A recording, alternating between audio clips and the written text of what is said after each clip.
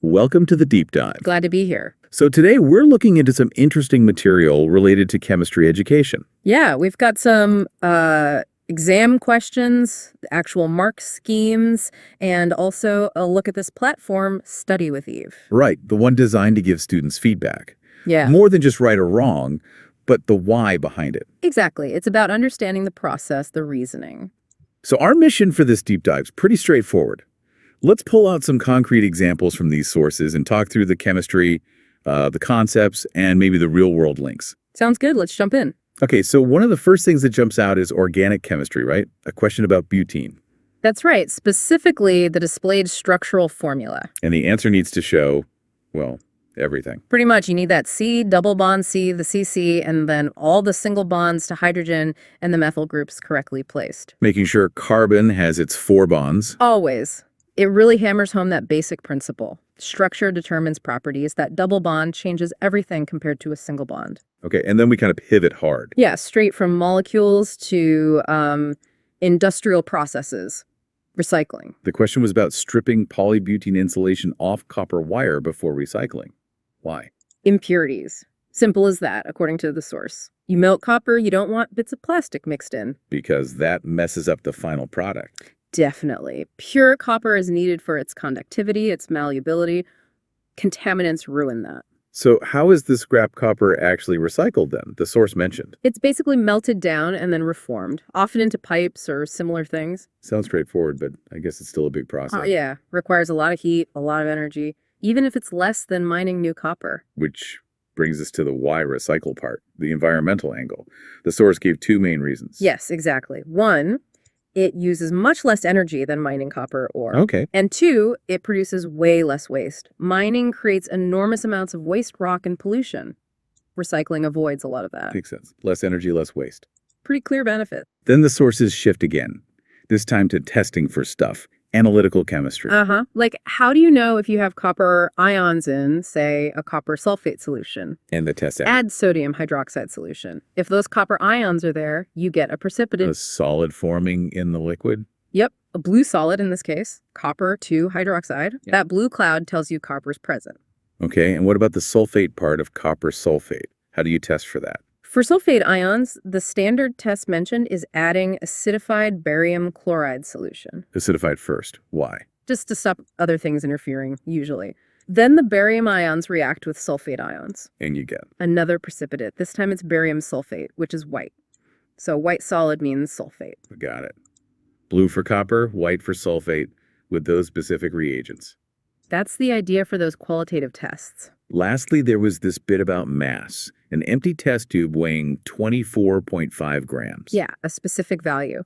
But the interesting question was why the mass goes down when you heat the test tube with stuff inside it. And the answer given was water escaping. Exactly. Water vapor is produced, it leaves the test tube, so the mass you're measuring in the tube decreases. It's not destroyed, it just left. Right. It demonstrates an open system. Mass is conserved overall, but not necessarily within the boundaries of your experiment if things can escape. So, wow, in just those few examples, we've covered structure, recycling, testing, mass changes. It really shows the range, doesn't it? From tiny molecules to big industrial processes and environmental impacts. And it brings us back to that idea of understanding the why, like with StudyWithEve. It's not just knowing the test tube mass or a blue solid forms. It's understanding why the mass changes or why that blue solid appears with sodium hydroxide. That's the deeper learning. Getting feedback on that reasoning seems crucial. Absolutely. That's how you really start to grasp chemistry, not just memorize answers.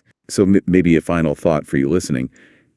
When you see everyday things like recycling labels or steam coming off boiling water, does thinking about the chemistry behind it, the purity needed for recycling, or how water changes state and moves, does that change how you view it? Yeah, does that underlying science change your perspective on the everyday? Something to chew on.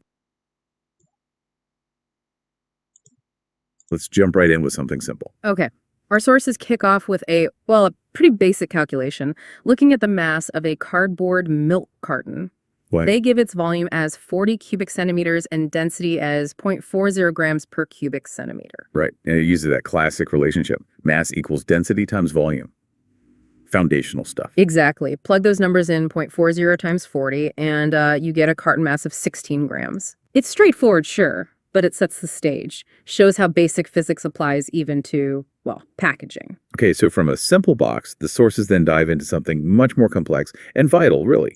Crude oil. They lay out how we separate this intricate mix into useful parts using fractional distillation. Right.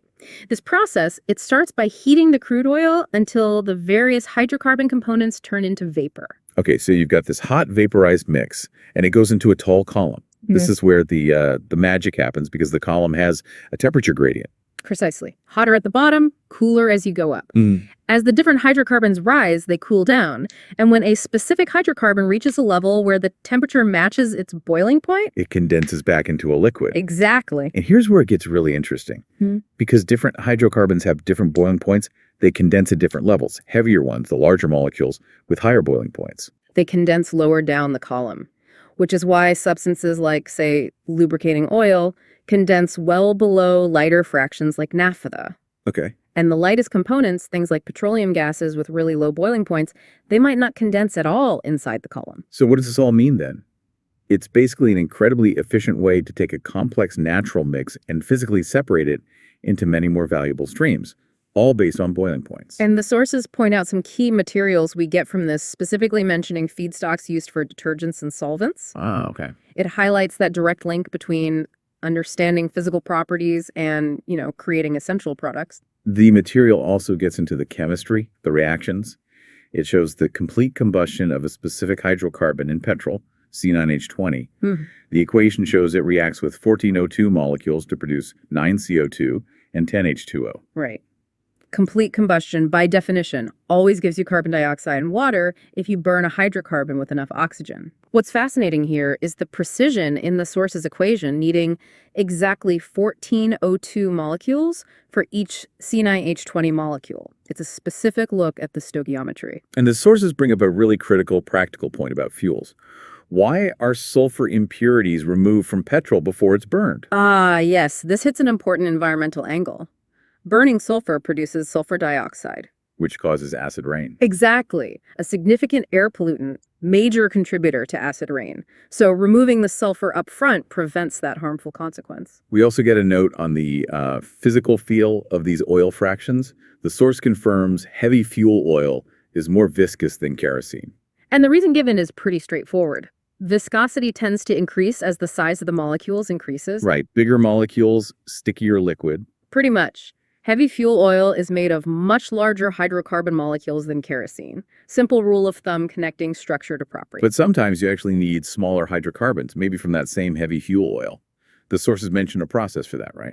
They do. That process is called cracking. It essentially uses energy to break the strong covalent bonds in those large hydrocarbon molecules. Yielding smaller, more useful ones. Yeah.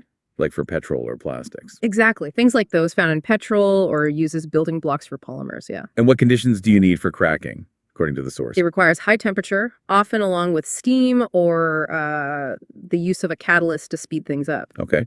And finally, on hydrocarbons, how do you test for a specific type called an alkene? Right, alkenes. They're characterized by having a carbon-carbon double bond, like CC, which the sources mentioned later. The test described uses bromine water. When an alkene is present, it reacts with the bromine. And the orange-brown color disappears. Precisely. It turns the bromine water colorless. The source gives examples like C7H14 or C8H16 as molecules that would do this. Okay, let's shift gears now. Let's look at how we treat one of our most precious resources, water. The sources detail the multi-step process of treating sewage. Right. Removing organic matter. It starts with physically removing the large debris, screening or grit removal. Got it. Followed by sedimentation, where the solids settle out. Exactly. Heavier solids settle out of the liquid. Those settled solids, the sludge, then often undergo anaerobic digestion. Which means without oxygen. That's right. Processing in the absence of oxygen, usually using microorganisms. And the liquid part that's left. That gets aerobic biological treatment. So treatment with oxygen, again, often using microorganisms to break down the dissolved organic stuff. The sources also touch on treating groundwater, and they explore what pure even means in that context. Yeah, they give an example of groundwater containing sodium and chloride ions at 0.003 moles per cubic decimeter. Okay. And they explain why a simple filter, like the process one in their material, wouldn't remove these ions. Because they're dissolved. Exactly. Filters primarily get rid of suspended solids, dissolve things like ions in solution, they just pass right through. So standard filters tackle the floaty bits, but not the dissolved stuff. Precisely. And the sources emphasize that groundwater, even if it looks clear, still needs further treatment process two to make it safe to drink. Why is that extra step needed? Because groundwater can contain harmful microorganisms, bacteria, viruses. Process two is specifically designed to sterilize the water, kill off those microbes. Which raises an interesting point. If water has dissolved ions like sodium and chloride, why might a company still label it pure? Well, the sources clarify that pure here isn't being used in the strict chemical sense of just H2O. Right. It might mean unadulterated, or in its natural state with nothing added, or specifically that it's free from microbes. It really highlights how the meaning of purity depends entirely on the context. What you're worried about, yeah. Exactly. And finally on water, how do you test for chlorine gas? Since that's sometimes used for sterilization. The test uses damp litmus paper, and the result is quite distinctive. It gets bleach. Yeah, what's fascinating here is it's bleached or turns white when exposed to chlorine baths. Interesting. Okay, now our sources also take us way back in time, exploring the huge changes in Earth's atmosphere over geological history. Often shown in diagrams, right? Plotting gas percentages over time. That's right. Looking at a diagram referenced, region A shows a big increase in a particular gas early on. And that gas was amida. Nitrogen. According to the sources, the main explanation is intense volcanic activity on the early Earth, which released massive amounts of gases, and nitrogen was a key part of that mix. Then region B in the diagram shows a significant drop in carbon dioxide. This decrease is attributed to CO2 dissolving into the forming oceans. Okay. And also being incorporated into carbonate rocks as geological processes got going. And region C shows changes happening sort of together. Yes, in region C, carbon dioxide kept decreasing, but at the same time, the percentage of oxygen started to rise significantly. And the sources note these happened at similar rates. They do during this period. So what process was driving those massive shifts in region C? CO2 down, O2 up. That was the emergence and spread of widespread photosynthesis. Life. Exactly. Carried out by early life forms like cyanobacteria. This process consumes CO2 and releases oxygen, fundamentally changing the air over millions of years. Amazing. The sources also explain how natural gas deposits formed. Another key resource. Right. This long process started with marine organisms, mostly plankton, dying and settling on the seabed. Okay, so dead plankton. And then what happened? They got buried quickly under layers and layers of sediments. Right. And over vast geological timescales, this buried organic stuff was subjected to high temperatures and immense pressure from the rock above. Which cooked it. Essentially, yes, gradually transforming the organic matter into the hydrocarbons we know as natural gas. Fascinating. Okay, shifting focus again, the sources detail another crucial industrial process, the Haber process for making ammonia. Yeah, ammonia synthesis. The key ingredients for this huge-scale chemical production are nitrogen and hydrogen. And the sources tell us where they come from industrially. They do. Nitrogen is readily available, just pulled from the air. Makes sense. Air is mostly nitrogen. Right. And hydrogen is typically produced from natural gas. The source material mentions that the reaction equation for Haber shows 100% atom economy. How does the equation show that? Well, it's because the reaction only has one product, ammonia, NH3. Okay. This means every single atom from the reactant molecules, the nitrogen N2 and the hydrogen H2, ends up in the desired ammonia product. No waste atoms. Exactly. Zero waste in terms of atoms not making it into the target molecule. Very efficient that way. So once the reaction mixture forms, how do they separate the ammonia from the nitrogen and hydrogen that didn't react? The mixture is cooled down. Under the process conditions, only the ammonia turns into a liquid. That allows it to be easily separated from the unreacted nitrogen and hydrogen, which stay as gases. Yeah. And crucially, You recycle the leftover gases. exactly, they're recycled back into the reactor to maximize the yield and efficiency. Smart engineering. The sources specify the operating conditions. Around 450 degrees Celsius and a high pressure of 200 atmospheres, plus an iron catalyst. Which prompts the question, Why that specific combination? It sounds like a classic chemical engineering compromise. It absolutely is. The synthesis of ammonia, the equilibrium, actually favors lower temperatures for getting more ammonia. But the reaction rate is incredibly slow at low temperatures. Just takes too long. So you heat it up. Right. Higher temperatures speed it up, but then the equilibrium shifts back towards the reactants, reducing the potential yield. So 450 degrees C is the balance point.